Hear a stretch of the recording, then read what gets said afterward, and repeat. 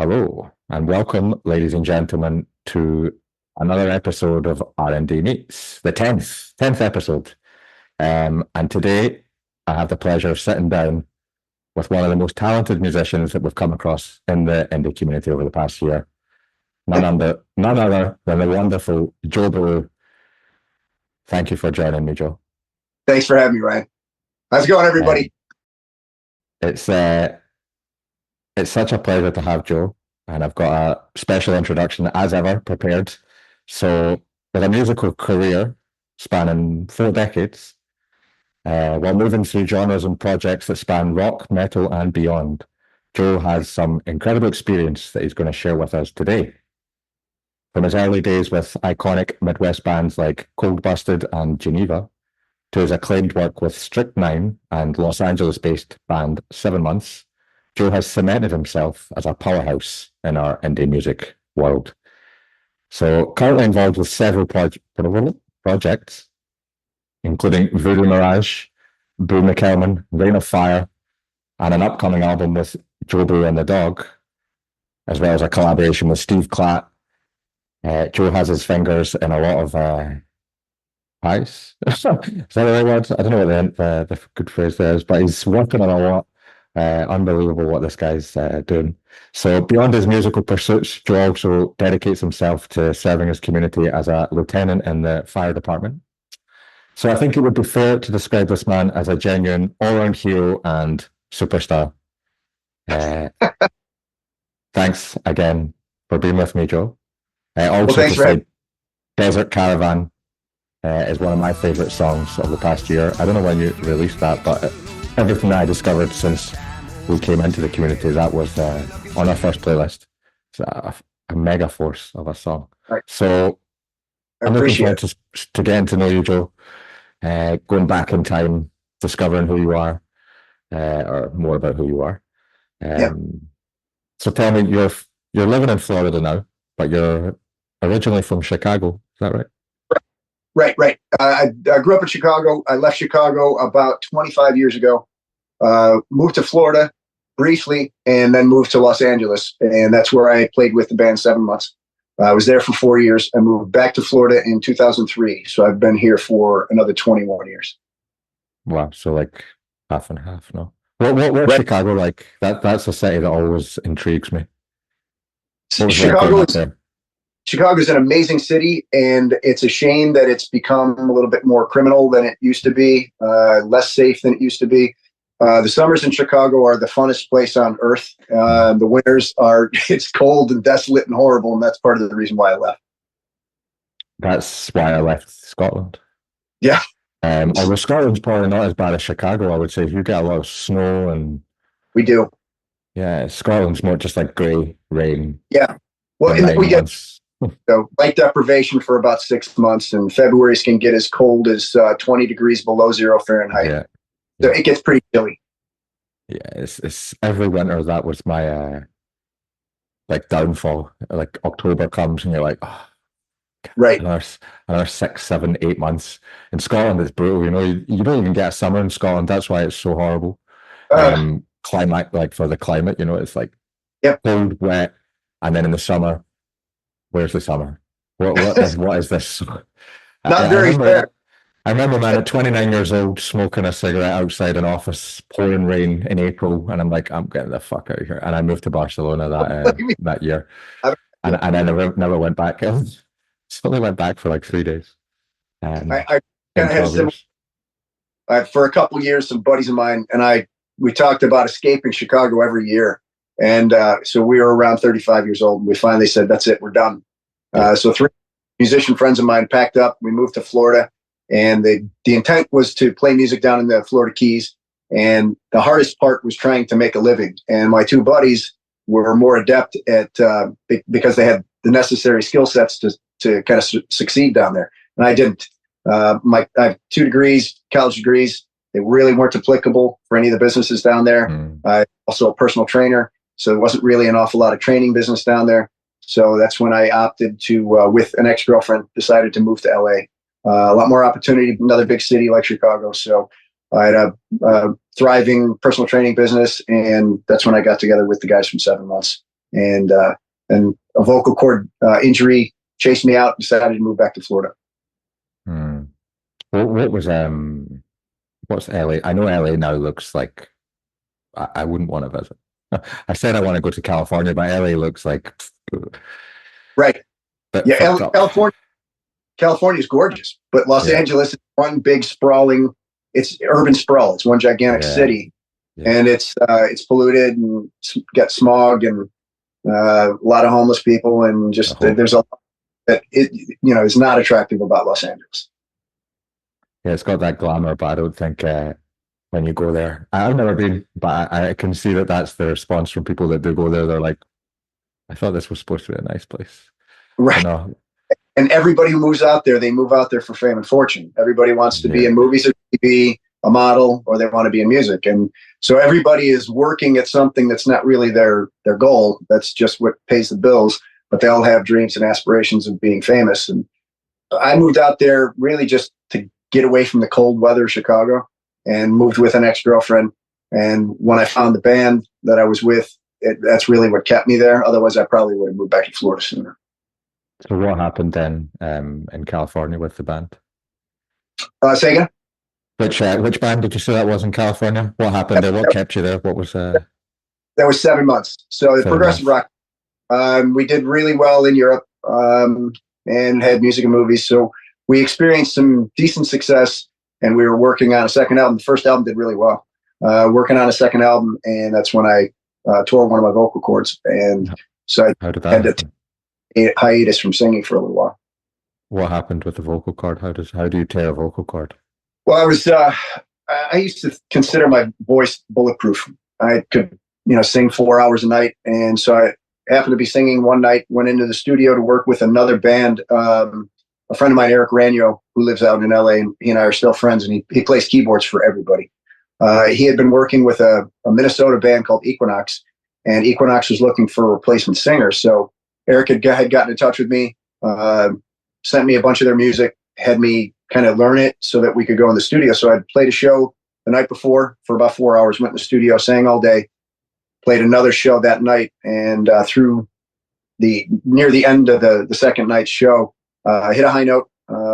We did a song called "Start It Over." It was in a soundtrack to a really bad horror movie. But I go through this escalation and hit a high note, and as I hit the high note, I felt a pop in my throat. And even the guys in the band heard it, and they all kind of looked at me like, "What in the world was that?" And I finished the show, and it was rough, and I could tell I was having a hard time hitting notes. We took a little bit of a break because it was around the holidays, and when we came back to start working on recording, there were whole sections of octaves that I couldn't sing. And so some coaching with the head of voice from Musicians Institute, and with my bass player's niece had just completed her degree in voice. She was an opera singer. So the two of them were coaching me, and had pretty much given me the indication it would take probably about 6 months for me to see any recovery in my voice. And unfortunately, the band was a little impatient. They wanted to start working on the second album. And I told them, look, it's going to take more time. And so their suggestion was they wanted to find another singer, and if I got my voice back, then I'd have my job back. So I said, well, then I'm out of here. That's a really horrible thing to happen, no? Yeah. I've never, no, it wasn't aware. I guess it's obvious that singers can hurt their throats a lot. When I try to sing, I feel it. I can't sing more than a few lyrics that are like, and then I'm like, oh, that hurts my throat. I don't know how to sing. It's probably the problem. But really, that was one of the main reasons I said I don't want to sing anymore, because every time I finished like just 45 minutes of trying to record a song, I was like, oh, sore throat. So yeah, and that's not even singing. There's like rapping, pretend rap.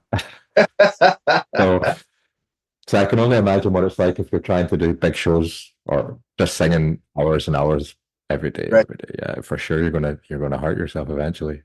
Right. And that happens to some of those like big female singers, like I don't know, Whitney. Those big voices. They have to protect it. They had to protect their voice so much because. Absolutely. Anytime I hear some of the training regimens that some like really accomplished vocalists go through, they don't speak through the day. They only work their singing. They drink tea. They hydrate all the time. They're really careful about what they do, where they're at. They don't go to loud environments where they have to speak loudly. So it can be restrictive, and I've never done that, and I probably should have. Like I'd always thought, my voice can take it. My voice is bulletproof, but I learned learned the hard way. It wasn't. It's funny. My mum, she had a surgery on her vocal cords, nodules or something. Yeah, quite serious. So she works. She's a hairdresser. So she's speaking all day, every day. And so she would go through periods where she would have to rest her voice. She'd come home and say, I'm not speaking, Like, right. beautiful, beautiful. don't have to listen to mum tonight. Right. So yeah, there was some bonuses of that, but I'm just joking, mum. Not that she's probably listening. But, the dog here, sorry, the dog's running about, distracting me. Well, so but you made a full recovery, I mean, you're able to recover from that. Yeah, I actually didn't sing for about 7 years, and 7 years. I got talked back into it. I kind of hung the microphone up and figured that's it. I'm not going to be singing anymore. And an old drummer of mine who lives here, in fact, he was one of the guys I moved to the Keys with. When I moved back to Florida, I moved to Sarasota rather than back to the Keys. And so my buddy and his wife came up to visit, and they had one child, and they were expecting a second. And when they came to visit, they saw the beaches here and realized that this was preferable to where they were at in the Keys. They didn't want to raise their kids in the Keys. And he was a drummer of mine. And so they moved up here, and in 2010, he convinced me to start playing again. So we did just the cover band thing, just playing locally. And I got bit by the bug again. I realized, all right, I don't want to do covers. I want to get back to writing and recording. So in 2017, the guys from Strychnine and I decided to resurrect some of our old music, started recording. And from there, kind of steamrolled into Rain of Fire being developed. As Strychnine ended, I contacted Rob Chrisman, who plays guitar for Rain of Fire, to see if he'd be interested in sitting in with us on some of the Strychnine songs. And instead, he sent me a piece of his own. And so that became our first song, Rain of Fire, and thus the name of the band. And from then on, we've really just focused on writing and recording, not really promotion. So when you heard Desert Caravan, we had just released that last July. And with the release of Desert Caravan, I thought, you know what, we're really not doing anything to promote our music. So we didn't really have a social media or online presence. So we decided to dive in full force. And that's when I really started to reach out and joined the existing indie community through a number of group pages like Band Together. And so then I met band after band after band. And what's amazing, and you probably found this to be true yourself, it's really hard to get your friends and family to continue to support what you're doing. They don't always want to come out to shows. They don't always want to listen to your new music. The people who seem to be most receptive are other musicians. Yeah. And so I've had far greater support and connections to all the other bands that we've met mostly through Facebook and other social media, because we support them, they support us. And I think we probably listen to each other's music far more than we listen to anything else. And certainly far more than I can get friends and family and other people who are familiar with me or any of my music to pay attention. Yeah. I mean, I don't have a lot of people that I can share these things with. So I can relate to that. I mean, even Deanna, she's got a huge family, and not a lot of people interested. Her mum is a great support to her. But I can honestly say that like the people that support me the most in this are just the people that I've met in the last year. Sure. Even an old friend contacted me about it, and he just said like, "Oh, it's good to see you doing something creative." I'm like, oh, that's it. I thought you would be more impressed I had my own rap song, but apparently not. So, fuck it. I don't know. I send my mum the podcast as well. Like, watch the podcast, mum, But then, how much interest does she have? I don't know. So maybe she heard me swearing in one episode and she's like, oh, I'm not going to listen to that anymore. She thought, I don't know. I'm speculating. I don't know. We're doing well to get 100 views on the podcast. I think that's not bad considering. We had 250 for Whiskey Club. He was I think he was our most successful episode. But maybe that was John. He said that he'd be watching it like 100 times. So, but yeah, man, I feel your what you're saying there. I intend to send this out to everybody and anybody. So hopefully we'll beat those numbers. Well, that would be good, man. That would be good. It's not even about the numbers. It's just nice to know that people that are in the community watch a little bit and maybe they enjoyed a little bit. I don't know. For me, it's just like a little pleasure project. Like I always wanted to be a podcast host, so Yeah. not always a podcast host. I always wanted to be a radio guy or something like that. And the work I do is kind of just writing, and I wanted to speak. I'm always just sitting writing, and I'm bored writing all day. So I thought I'm going to start a podcast, and yeah. Well, I always enjoy it too because it, aside from just putting out music, a lot of people want to hear the stories behind the music, and they don't get that opportunity. So the podcasters really are giving anybody who's interested, any fan who's interested, or even another band who's interested, access, like deep and in-depth access to the process, what the story is behind the music, the story is behind the artist. So I love these things because I watch a lot of them. I watch everybody else's stuff too, because it gives me insight into how did this person develop into the artist that they are, and where do they get the ideas to write the way they write. It was pretty much the concept I had because we were coming into this community, and thought, well, you can only learn so much about people from Facebook, and people are putting out a brand, or not even a brand image, but everyone has their own image on social media, even if it's conscious or subconscious. So my idea was, let's speak to people also to get to know people more. And what I found is that everyone that I've spoken to has become a friend, even if before I didn't really know them. They've become much closer, and it's good for them and it's good for us to share our music, to have more audience, bigger, more ears on our work. It's all running positivity for me to do the podcast. Just the only problem is me making a fool of myself when I stumble with my words and speak a lot of shit. But that's inevitable. That's inevitable. So we all do it.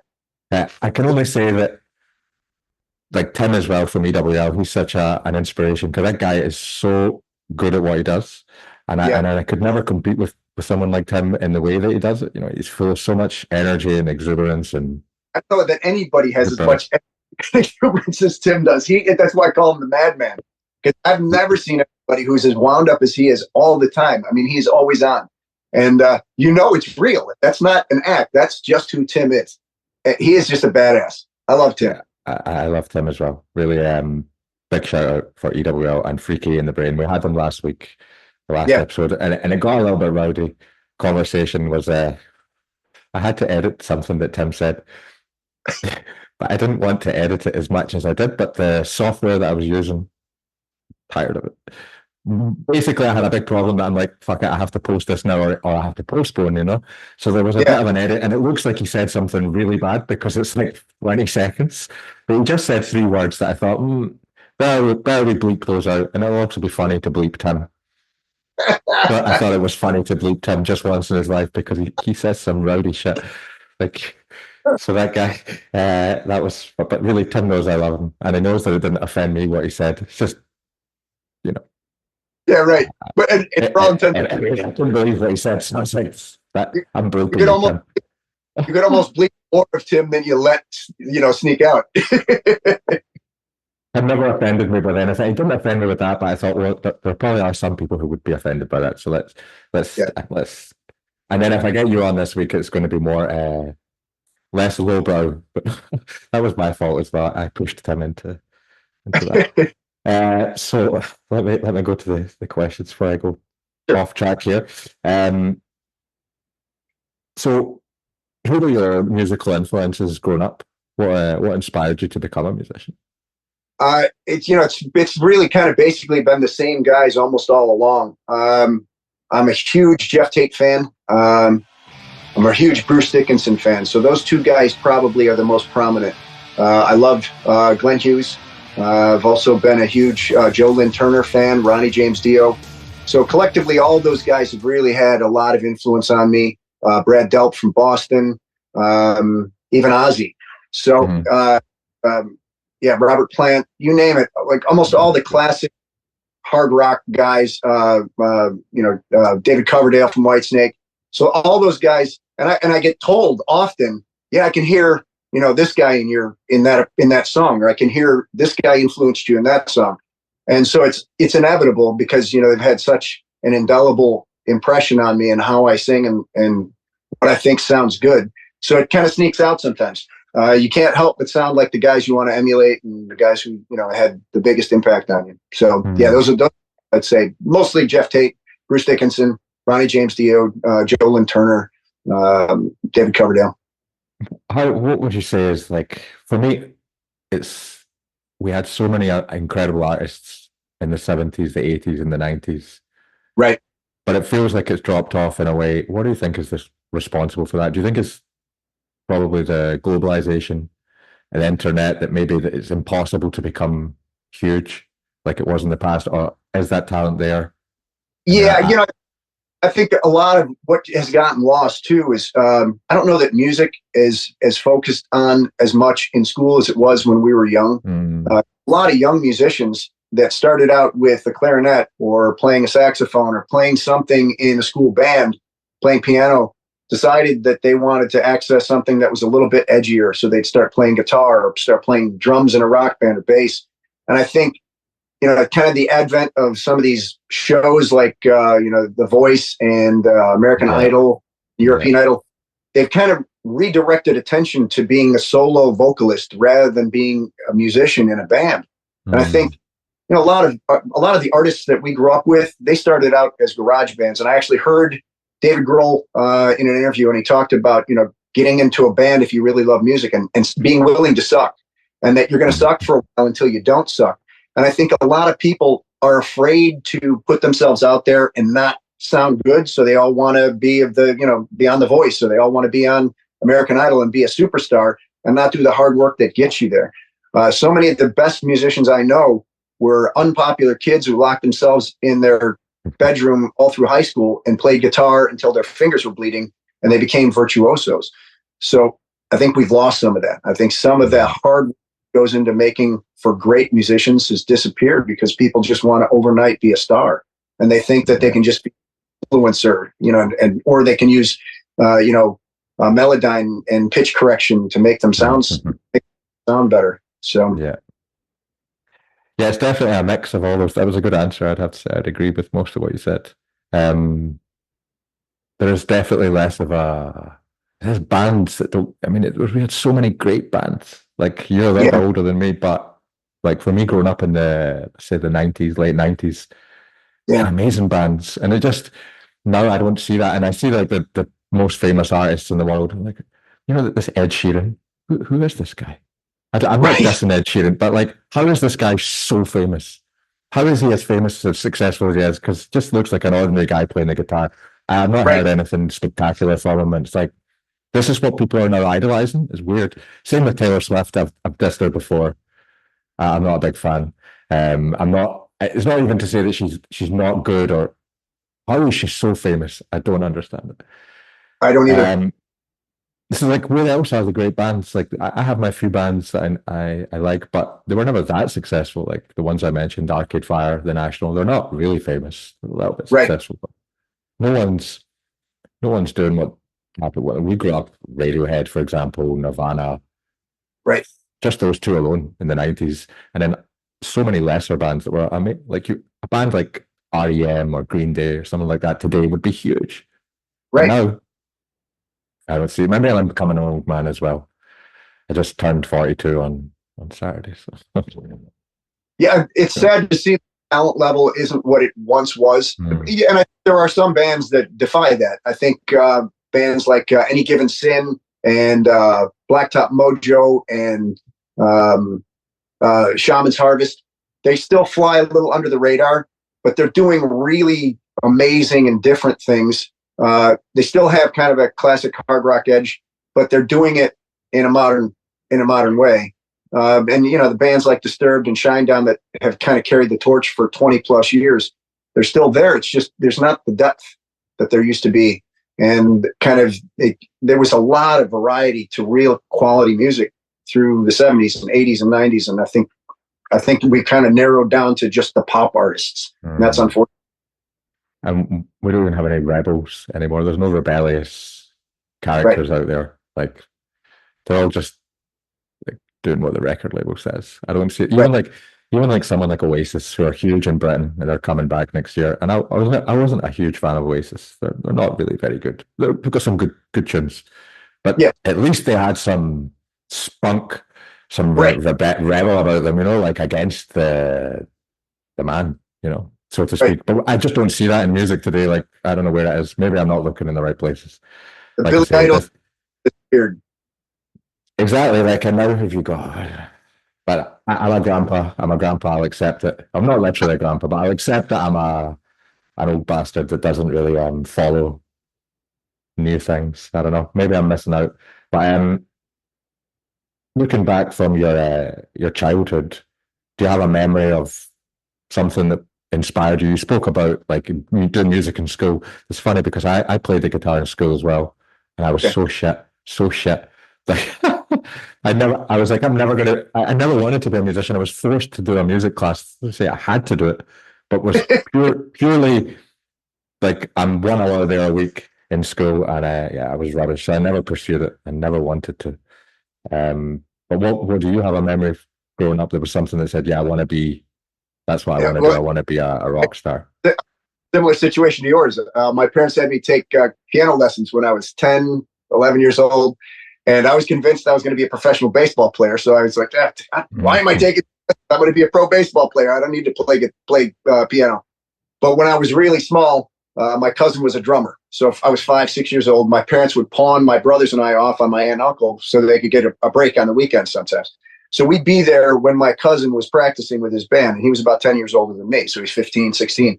And I was always getting in the way because I loved what they were doing. I loved the music they were playing. They were playing, late 60s, early 70s hard rock.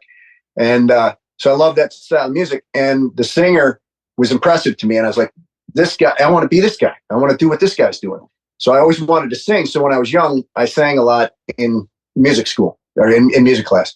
So they'd always have me singing. And I was not afraid to sing in public. So my cousin gave me my first microphone when I was 13. And I didn't continue with piano lessons, and I kick myself all the time because I wish I would have. By now, I'd have been playing for 40 years, and I'd hopefully I'd be pretty accomplished at it. Almost 50 playing piano, but so I started singing at a young age. Started singing professionally when I was in my teens, and never stopped. Yeah, it's amazing to find that passion for something. I wish I'd been. I really wish I was more musically inclined. I don't, maybe I could have been, with the right instrument, or because I love music, but I just never felt comfortable trying to play anything. Um, and I think to develop a skill like that when you're young is amazing. I didn't really. The one skill I learned when I was young was to type, and I can Well, type really, really fast. That's. You're kind of bashing yourself, but I love you guys' music. I think you guys are But great. Deanna's the musician. Like I've said it before, but she produces all the music. She comes up with all of the ideas. Everything that she constructs is her. The only thing I did was write lyrics, and I'm not downplaying it because it's lyrics quite good in my opinion. I'm quite proud of the Yeah, lyrics, but by the end of the day, I don't consider myself a musician because I took lyrics to her and she said, "Okay, we can." You don't. She had to teach me how to form a chorus, and I'm just a writer at the end of the day. So yeah. I don't that take that much credit about the music, but yeah. that equally is a gift, though. I've always been incredibly impressed by people who can put the story to music, and so I've always enjoyed being a lyricist myself. So I have a lot of respect for good lyricists, and like Neil Peart from Rush was always a hero to me because of the storylines. It wasn't just the basic ooh la la kind of cheesy lyric writing. He wrote incredible tapestries, really detailed stories behind the songs. So good lyricists that's something they're few and far between and incredibly of value. Well, I think what I seem to have learned is that a lot of musicians make the music first and then they add the lyrics, but we're writing the lyrics first and then making the music, and it seems to work well for us like that. Deanna said she never had worked with anyone else before that could give her lyrics, that she could just see the music and make the music. So that is a special connection that we have with that. But I know I don't have much confidence with it. Every time I try to write a song, I'm like, I don't know what to do. And I'll be laboring over a few words for hours, and then eventually I'll get something going, and this is quite good. But Yeah, it's a challenging process. It's something I was going to ask you. How do you like balance the work that you do with different types of music or different artists, like in different projects? So you've got all that energy there. To how do you balance that out? Like trying to focus on one project when you've got something else on the go. That's You know, difficult for me. I actually keep a kind of a detailed checklist, so I know Mm. what needs to be done when, and I try to prioritize accordingly. And because I do have several projects that I'm involved in, fortunately, a lot of times they just fall into an alignment. But if I'm pressed and I need to get something done sooner, fortunately for all of us, none of us are signed to a label. None of us have any schedule requirements, so we can get things done at our own time and in our own pace. Rain of Fire moves fairly slowly, but the songs are much more complex, so they have to move slowly because each of us have full-time jobs, and each of us are writing, an awful lot more detailed part. In fact, the current song that we're working on is a little over 8 minutes long, so we know we're dealing with fairly elaborate orchestration, an awful lot of changes. So the writing process and recording process require a lot more time and detail, which is good because it also frees me up. Because if you put all your energy into one thing, sometimes you need to step away from it. Otherwise, you really lose sight. You end up going through it with blinders on, and you get tunnel vision. So it's nice to be able to step back, work on something else, and then come back to something that I was working on with clear eyes, clear ears, and continue to work on the development. So I'm lucky in that I do keep everything prioritized. I keep a checklist, so I know, all right, this song is what I'm working on today, and then this one, and then this one. I do almost all of my work, writing and recording, at the fire station. But because I'm an exercise guy, when I'm working out, I'm listening to what I'm working on, and I'll be writing a lot of the time lyrics and melodies while I'm working out. So exercise gets kind of the blood flowing, so it gets my creative juices going too. So I can get a lot done then. And I also, because of my personal training business, I drive from one client to the next. So I'm listening to music in the car. So I'm also singing along with it, getting melody ideas. So it's almost like music is a 24/7 occupation for me. I'm just getting tired listening to your schedule. Part of it, sounds like you're never stop, man. Part of it is I got a new lease on life because for 7 years I thought I wouldn't sing again, and throughout all my young life, this was my life. This is all I did. I sang with Strychnine, I sang with Geneva, I sang with 7 Months, and I did side projects like Joe Booe and the Dog has actually been a project that was in the works for 30 years. Tim Curtis and I have known each other for a little over 30 years. We've been writing and recording together all that time. And so the first album we did was the result of probably 20 to 25 years worth of writing and recording. And then the second album, we had a few songs that were still on the back burner that we hadn't put on the first album that also got put into the second album. So, the fact that I got a second chance at this, I don't want to waste it. And I turned 60 in 5 months. I'm going to be 60 in March. So as an older vocalist, you know that your voice only has so much time left. Older vocalists usually don't have the range that they had when they were younger. Like, watched my range get deeper as I've gotten older, which is fine because it was way too high before. But guys like Tony Bennett, who sang into his 90s, those are rare. So I know I've got a time clock on my vocals. I'm not going to be able to keep singing for much longer. So I want to get as much in while I still can. Yeah, well, it's a good mentality to have, definitely. Stay busy. It's my dog. Why is the dog around? I thought she was with. No, don't bother. Let's not have these interruptions. There she is. My dog makes an appearance in almost any single one of these that I do if I'm at home. He's with me constantly, so he's like my shadow. So it's because she's like, why am I not giving her attention? This dog is my shadow also. That's awesome. With me all the time. That's awesome. Every hour of the day, virtually, with the bone. All my favorite people are dog people. I love this dog so much, man. It's like the first dog I ever had.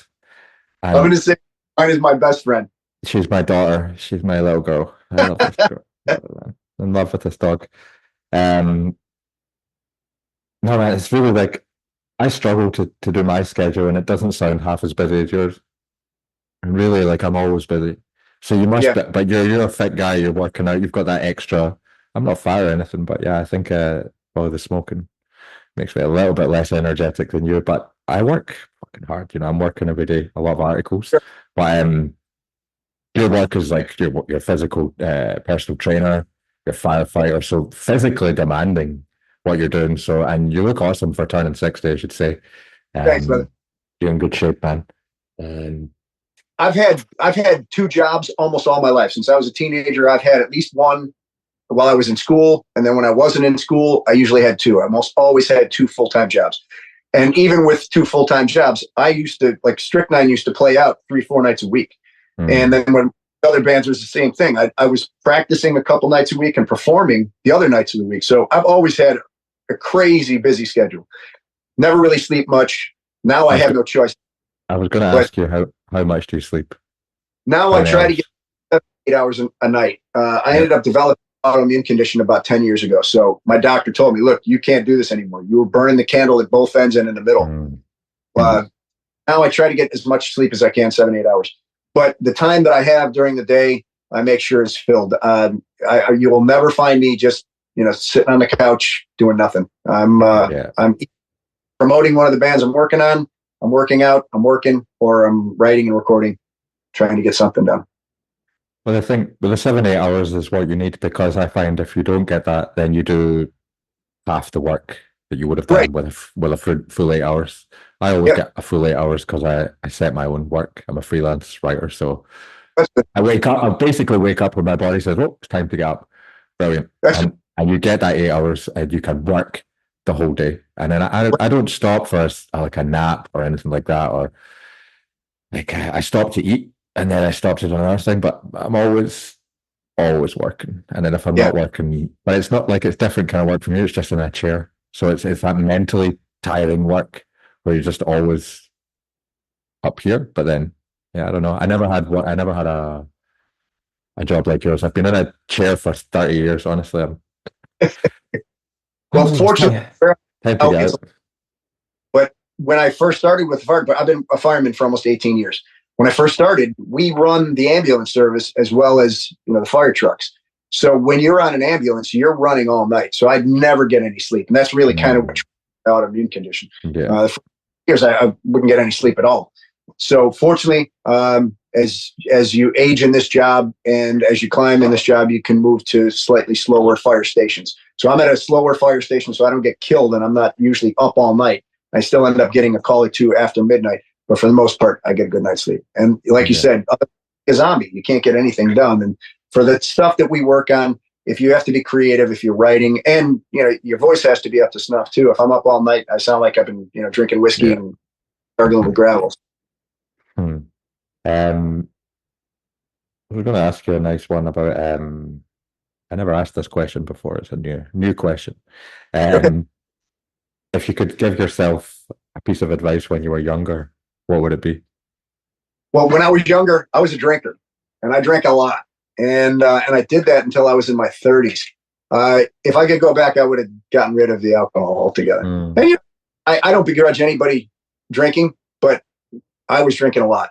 And when I was with Strychnine, we'd play out 3 or 4 nights a week, and I would, on many of those occasions, I might drink a case of beer. And I was always just pretty much a beer drinker. I never did drugs, but I drank a lot. And for a while, it was taking a toll on me. And so, go back, I'd probably get rid of alcohol, because I think I probably would have gotten a lot more done. It's so ironic that alcohol is so culturally accepted and legal, and yet so destructive. It really is. So, like my father was an alcoholic. My brother, more or less, an alcoholic, and it was one of the reasons why I never really was a big drinker. But I like to drink, but infrequently.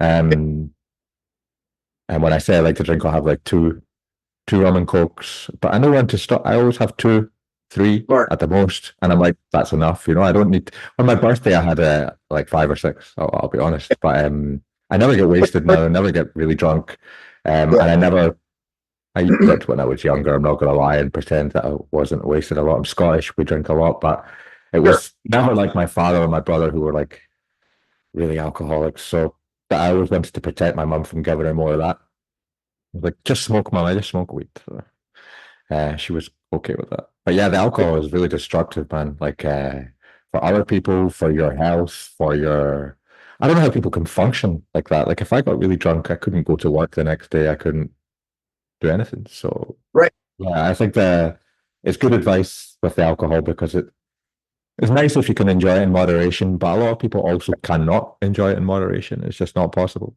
So Right. It's for a lot of people, it's an all or nothing proposition, and that's kind of yeah. where I was. I quit 25 years ago, so I really, Mm. very rare occasion I might have, a glass of wine or have a drink, but it's pretty rare. I don't usually touch it just because I know it was one of my demons. And in fact, the song that I did with Randy from Voodoo Mirage, the song "Demons" is actually about that. It's about the demons of drugs and alcohol and how they can really kind of wreck your life. Yeah, man, definitely.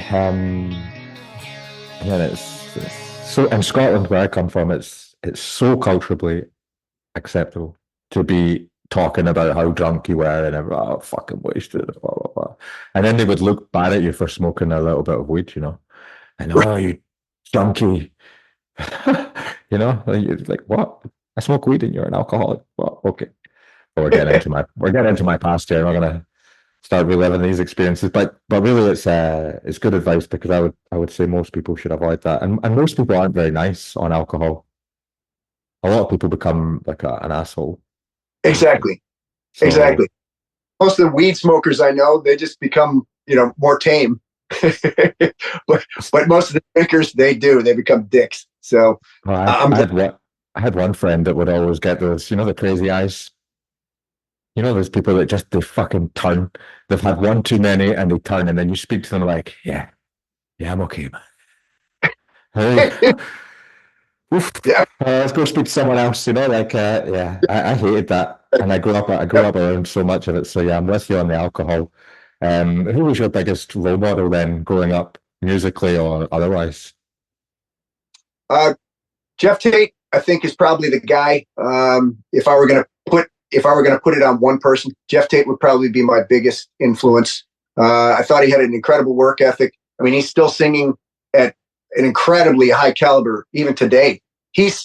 While he's touring as a solo artist and still doing the old Queensrÿche stuff, he's hitting notes that he did on their first EP. And at our age, he's a little older than I am. At our age, to be doing what he's doing at the level he's doing it is so incredibly impressive. But he's one of those guys too that I think he went through a kind of come to Jesus period in his Yeah. life where he decided to step away from drinking and doing drugs. And I think unless you do that, the Ozzy Osbournes of the world are few and far between. Ozzy's interviews where he's talked about the guys that he used to drink with, they're all Ozzy's fucked. Ozzy's and crazy. he's got Parkinson's. He's a mess. Yeah. But from what I understand, they studied him and they studied the genetic code of his body and his liver.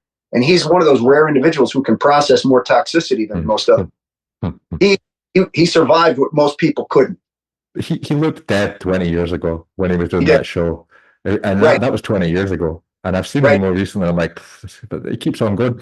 A good example of that is Mick Jagger. Mick Jagger gave up all the drugs and the alcohol, and he's 80 and he's still doing big shows Still, exactly. and moving like a young guy. I mean, he's really, I don't know if you've seen, I was never a big Stones fan, but Me his neither. documentary on Netflix is worth a watch.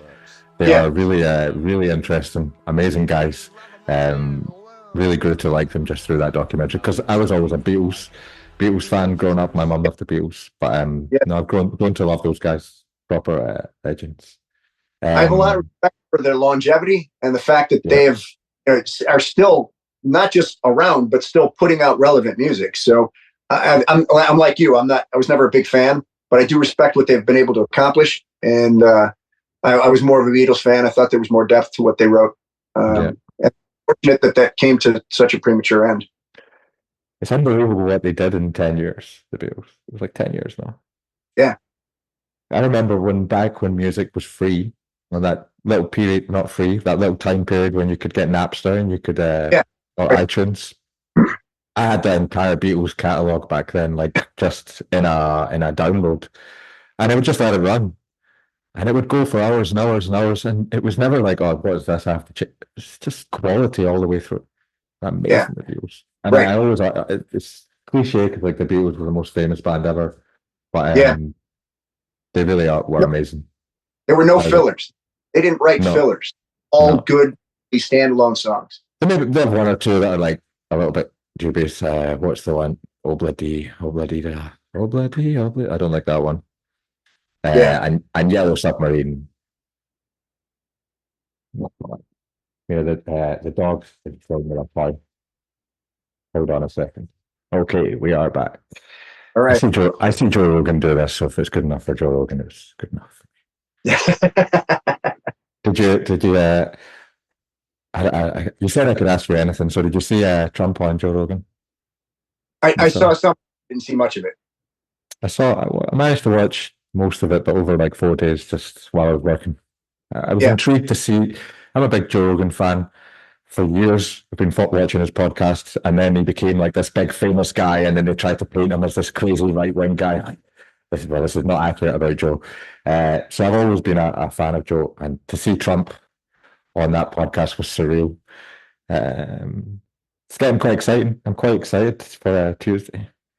Yeah, I don't know. I don't know if I have the wrong attitude. Like excited is the wrong word, probably. I'm not American, but as I've said in previous episodes, I follow this shit a lot. I think a lot of people across the globe kind of follow American politics, almost like daytime TV. It's definitely, and certainly with Trump, it's been so interesting it was every day in the news. It used to be the president wasn't in the news every day, but he changed that. Right. And I'll be honest, I used to really dislike Trump, but I've grown a little bit more. I'm not going to get into this too much, but I think he's improved as a politician while the Democrats have got worse as a party. So that's my own opinion. I don't know I don't really know what my question was, but you saw Trump on. It was a bit boring. It wasn't that interesting, to be honest. The podcast. It was good to see that he can speak for 3 hours. That was what amazed me. That he did it 3 hours. I think he's tended to do that.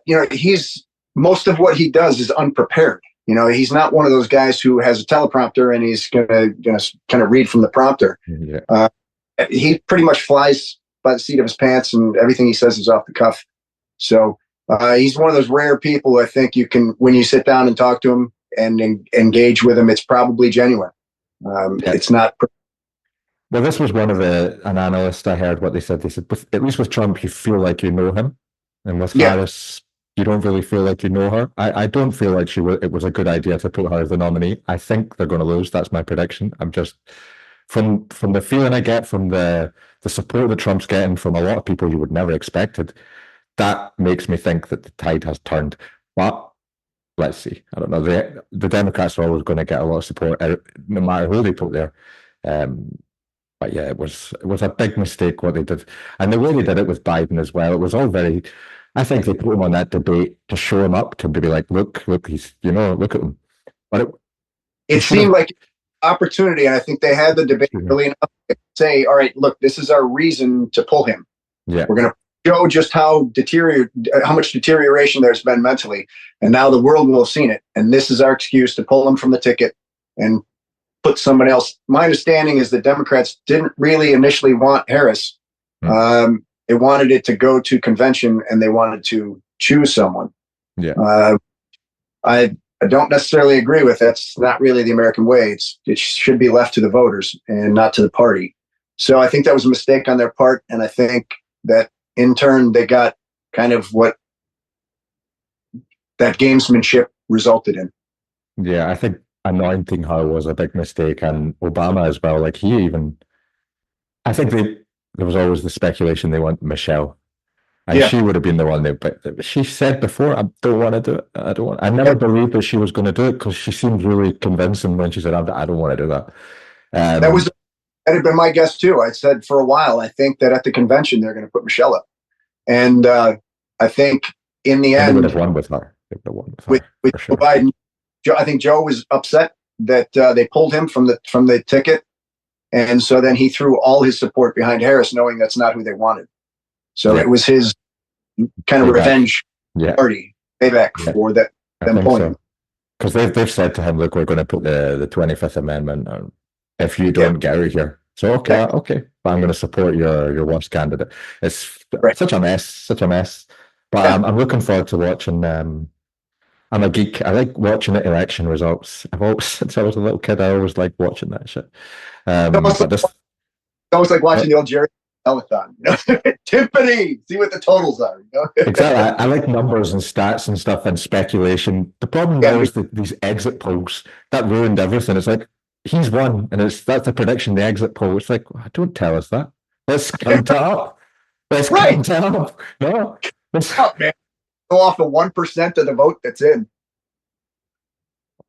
I have a sneaky suspicion that it's not going to be decided on Tuesday. Yeah, I have a feeling extend like they have the last couple. So, which because of the mail-in voting and all that. Yeah. There's no reason why in other countries they can complete it. The tally of an election on election night, and we can't do it here in the United States. Just it's always deeply concerning. And that was the suspicious thing last time. Because Trump was, I remember 4 years ago, Trump was winning, and then all the mail-in ballots have been counted, and they're all for Biden, basically. Right. Yeah. But that was inevitable because the Democrats were the ones that were doing the mail-in, but the Republicans were all going out to vote because they're traditional. I don't know. It's always interesting, but I think, I'm reticent, obviously, to speak about politics because, even if you say anything positive about Trump, it's like people just think you're a fascist. I've heard that a lot about Trump. It's like, when he was president for 4 years, I don't recall him doing any fascism when he was in office. Well, and then the funny thing is, so many people say that they're a dick with some things. He was rude and he was mean and but he's tried to. I don't know. And the people that listen, I'll tell you about this Tulsi. I'm a big fan of Tulsi Gabbard. For many years, I thought, this woman is smart, educated, bright, served in the army. She has all the ticks all the boxes for a potential president. Right. And she's got. So she's very sharp. I think the Democrats were afraid of her, and the Republicans were afraid of her. So when you instill fear in both parties, chances are you're not going to get the support of either. So, but she's on board with Trump. She's a Trump supporter. And I saw her on Joe Rogan just last year saying that she wasn't going to be with the Republicans. Or she didn't say she wouldn't, but she kind of spoke in a way that would suggest that she had no intention of doing that. Yeah. I don't know. I won't speak too much about politics. I like to speak about this always with Americans and it's so close now. I feel I can get away with it. The election is close. So the funny thing is, unfortunately, it's so polarizing. Yeah. Back when I was a young voter, Republican and Democrat could talk about it, and people weren't offended by the things that I felt or said or did. Now it's so polarizing, and there's such anger that it's tough. You almost can't even say whether you're a Republican or Democrat. You can't show your cards and indicate, well, this is who I'm voting for or who I support, because you'll probably end up losing half your friends. Yeah. I mean, if I was an American, I don't know. I probably wouldn't say, but I probably wouldn't vote, to be truthful. Yeah. I probably just wouldn't vote. I can have an opinion on who I prefer, but not enough to get out of bed and go down to sorry. I'm not for voting. I'm not a voter. I don't believe in it really. It's interesting, but the truth is only about half the country votes anyway. It was about a little over 150 million votes, and it's a country of 340 million people. So, when you take out the young who can't vote, you're looking at maybe 50% of the population voting, the other half not. Yeah, it's crazy now when you think about it like that. We should, but then you can't make it mandatory, but you should have some. I don't know how you fix that. Other countries don't have such big problems. I'd say the big problem is the media. The biggest issue is the media, and they are the ones responsible for most of the polarization and basically for making it impossible for people to trust either the media or politicians. People get tired. They just fuck it. I'm not going to vote. It doesn't matter who I vote for. Is life going to get much better under Trump? Maybe a little bit. Is it going to get worse under Harris? Who knows? But I don't see that it's going to be that much of a difference.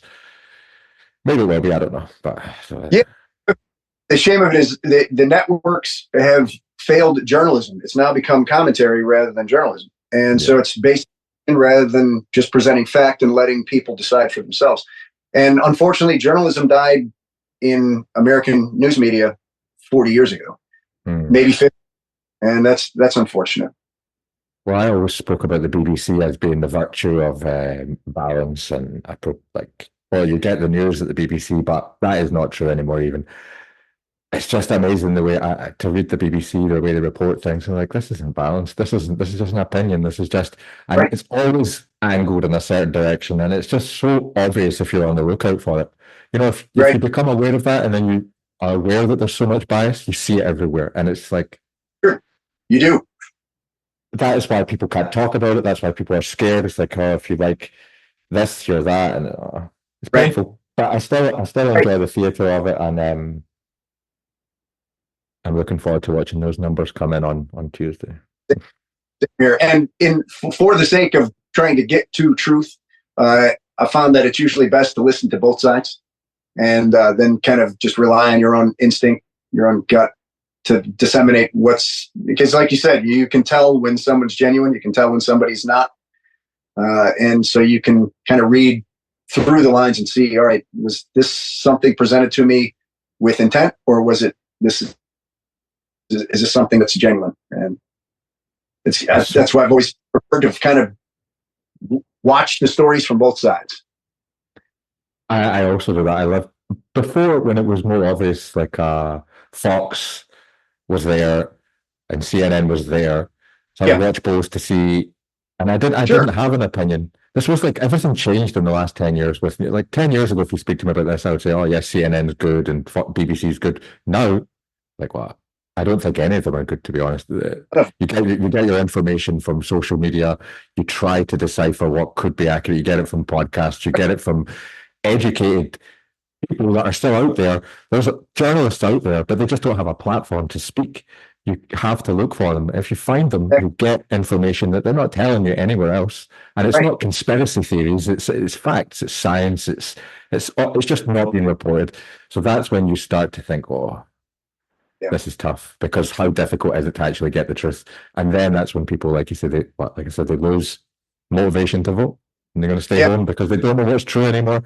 They're getting told one thing or another. And I think it's we're on a downward trajectory, but I'm going in a negative end to the podcast. I think we're almost at an hour now. I don't want to keep you too much more. Like what you told me, you've got so much coming up right now. You've got a new album with Joe Booe and the Dog. Yes. So Joe Booe and the Dog released about 2 weeks ago. In fact, it was 2 weeks ago today. We put out Running with the Dog, which is a 12-song sophomore release from the first album. So another 12 songs. And we ran into some of the same problems that I think a lot of people are running into with the streaming services. Through normalizing, they actually end up altering what you put out. So when I listen to what I had come to a final mastering version of, say, Queen of the Road, and I hear it played on Spotify, it's now much quieter. And the normalization process has really kind of muted it. So now I'm going to have to remix and master the song and 5 others on the album because we're not happy with the end result. So that's unfortunate. When you put it out on CD, obviously, the clarity that you had from the initial mix and master is there, but we're going to have to redo our mixing and mastering just for streaming services, just for the normalization process. That kind of sucks. But we got 12-song album, and we're very pleased with it. I've got a new song that has just been turned into the distributor today for Voodoo Mirage called Left in the Middle. And interesting thing is, it's the song that I sent to you, the MP3. It hasn't been released yet. It's set for a November 13th release. So you've got the very first and only version of it that's out. Musically, it was written by RanD for an ex-singer of his who passed away, a guy named Jesse. And so RanD went back into the studio a week ago and wanted to redo the intro solo to it. And he did some whammy bar things, and he found something in it that sounded like Jesse saying hello. So we were really moved by that. And so he wanted to keep it in the song. So it's in the song, and I want people to be aware of it. So when they listen to it, they pay attention to it, because we really feel like, maybe Jesse's kind of speaking through the song. Wow, that's beautiful. So lyrical content I wrote with that in mind. When Randy and I first got together and formulated Voodoo Mirage, initially we were getting together to potentially work on an old band that he and I had 25 years ago called Monkey Fist. And we had about 10 songs that we had written, and we wanted to record them. But Jesse had been working, Randy had been working with a band called Saint Tragedy. He left Saint Tragedy, took 4 pieces of music that he'd had with Saint Tragedy, sent them to me and said, I want you to write to these. And this one in particular is special because it's for my friend Jesse. So we talked about it, about what he wanted the lyrical content to be. So hopefully when people hear the lyrics, they can really make the connection to kind of recognizing the loss of a friend. That sounds like something I'm going to enjoy. It's a really powerful and moving song. All your music, man, has been like, I'm not just kissing your ass because you're on the show, which I do kiss everyone's ass that comes on the show. It's obvious, but really, it's really, your music is outstanding. And that Desert Caravan, I'll go back to it again and again and again and again. It's just power. So much power in that song. I love it. Desert Caravan is it's a part of a concept album. And so we're trying to finalize the last couple songs for the concept album. And the concept is about a soldier who gets wounded in war, and he's unconscious, and he's trapped somewhere between madness and death. And he's experiencing past lives and deaths. So at Desert Caravan, he's on a desert caravan back in the 8th century, and he's recognizing, he's experiencing the heat and dehydration of the desert, and he's following a light and recognizes that it's the light of his soul. And wow, I tell you, when I listened to the lyrics, I was like, I don't know what this song is about. I had no idea. No idea. Like, it's one of those pieces of music you don't need to. I never tried to figure out too much what lyrics mean anyway. But no, it's a brilliant one. I think we're gonna have to wrap it up. Okay. Because I have such a problem. If we do a podcast longer than an hour, the editing, I haven't learned yet enough about editing and production with the file sizes and stuff. Deanna's doing it, but she's going away to Colombia on Saturday. Oh, okay. So I'm being left in the hot seat, and I'm a bit worried about that. It's been so amazing to get you on, though, man. I don't feel we just scratched the surface, obviously, because you've got so many projects. I could ask you about this, that, and then I got you on politics, which is my fault. Always happy to talk about that. Well, you seem like you know what you're talking about. So, and you never know who you're going to offend. I'm scared. I don't want to offend anyone with having a views, especially because I'm British. And it's like, what does this guy know about it? What's his opinion? It's just what I see. That's why I'm never in a hurry to disclose who I support or why I support them. But I do pay an awful lot of attention to it, and I do pay attention to both sides. And I think it's important that people should. I think especially for America, or for anybody who lives in a free country, it's your civic duty. You really need to pay to those who are involved in government, because you're a free people, and it's very easy to lose that. And once it's gone, you may never get it back. And so it's important to cling tightly to that freedom, and to really, it's sacred, and you have to do your civil duty in electing appropriate leadership. And the government is supposed to represent the people, and that's if people not enough people are involved in it, then it becomes something else entirely. And we're seeing a little bit about that now, across everywhere. Politics is in a bad way. I mean, when I was growing up, it wasn't too clever, but now, forget it. The standard of the politicians. I think the shame of it is we went through decades of good times, and so that led to complacency. And because people felt like, politics are on autopilot because there's no global conflicts, there's no big world war. Life is good, and we can just leave it to the people who want to do that. But often the worst type of people want to get involved in it then, because nobody's a watchdog, nobody's paying attention. So we really do need to pay attention. Definitely, man. Well, I'll leave it on that note. We know where to find you on Spotify, on everywhere, no? You're everywhere. Yes. Joe Booe the Dog, Booe McElman, Shadow Band, Voodoo Mirage, Rain of Fire, 7 months, Strychnine. Really, man. Gonna have some. It's super impressive to meet someone like you. I've enjoyed it so much speaking with you. You seem like a really great guy. This was our first time speaking, so it went well. It went well. And we were able to do this because you're awesome, man. I appreciate it, man. So I will end the recording in just a moment, but it will be, I'll keep you on. Just speak to you soon. Forbidden, truths forever ignored, soulless goods enslaved or adored. The reality they dare to conceal, is this really real?